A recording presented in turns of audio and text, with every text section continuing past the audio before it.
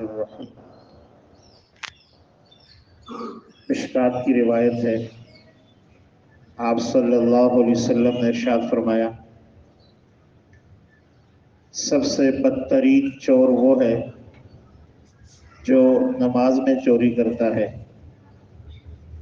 صحابہ رضی اللہ تعالیٰ عنہ نے عرض کیا، یا رسول اللہ، نماز میں چوری کرنے کا کیا مطلب ہے؟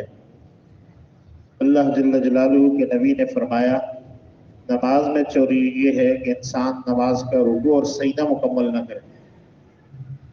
عزیزو، نماز ایک اہم عبادت ہے اور بہت بڑی عبادت ہے۔ اس کو اہتمام سے ادا کرنا، مکمل طریقے پر ادا کرنا، یہ بہت ضروری ہے۔ ہم سمجھتے ہیں چوری کتنا بڑا جرم ہے اور ہم سب اس کو کتنے مایوس سمجھتے ہیں چوری کو، اور چوری کی سزا بھی شریعت نے بڑی بتلائی ہے کہ اگر کوئی چوری کرے، اسلامی حکومت ہو تو ہاتھ کاٹنا چاہیے، اتنا بڑا جرم ہے۔ اور اللہ کے نبی فرما رہے ہیں کہ ان چوروں میں سے سب سے بڑا خطرناک چور وہ ہے جو نماز میں چوری کرتا ہے، ٹھیک طریقے سے نماز نہیں پڑھتا۔ تو ہمیں اپنی نمازوں پر محنت کرنے کی ضرورت ہے۔ بلا وجہ کپڑوں کو سیٹ کرنا، ہاتھ ہلانا، دائیں بائیں دیکھنا، یہ ایک عام سی عادت ہے ہماری، بے خیالی کے ہی ہے، غفلت کے ہی ہے، نادانی کے ہی ہے۔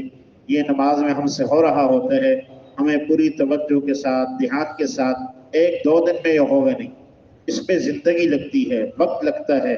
ہر آنے والا دن انسان پچھلے دن سے بہتر بنائے، اپنی نماز کو بہتر بنائے۔ کہتے ہیں کہ جتنی نماز جاندار ہوگی اتنی ہی زندگی شاندار ہوگی۔ نمازوں سے اللہ بڑے مسائل حل کرتے ہیں۔ نماز کو بہتر بنانے سے دیگر سارے مسائل بہتر ہو سکتے ہیں۔ اللہ جل جلالہ عمل کرنے کی توفیق نصیب فرمائے۔ اللہ